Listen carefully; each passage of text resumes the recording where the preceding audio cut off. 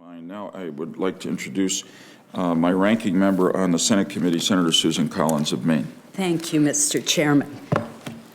I'm very pleased to be part of this bicameral, bipartisan effort to help identify programs and activities that are at risk of failure, and also to help us on the mission of rooting out waste, fraud, abuse, and inefficiencies in the federal government. Good government is, after all, at the core of our committee's mission. The high-risk list that the GAO releases at the beginning of every Congress serves as a roadmap to those of us in Congress who are charged with government oversight.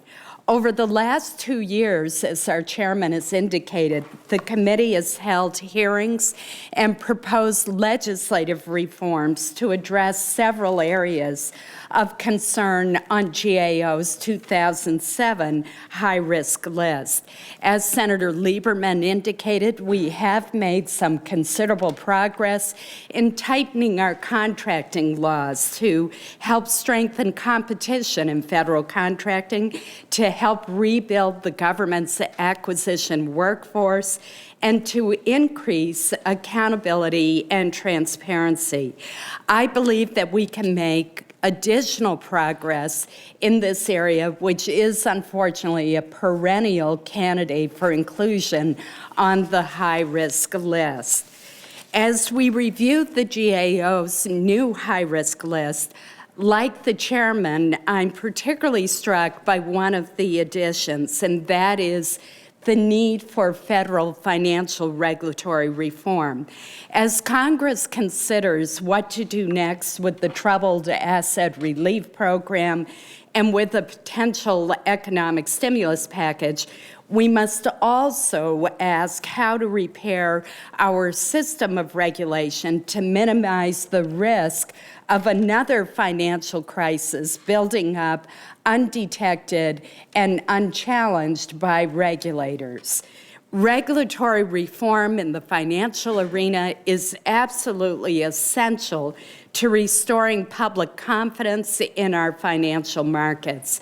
As the chairman indicated, we began with hearings yesterday, assisted ably by GAO's most recent study in this area, and it will be a priority of this committee.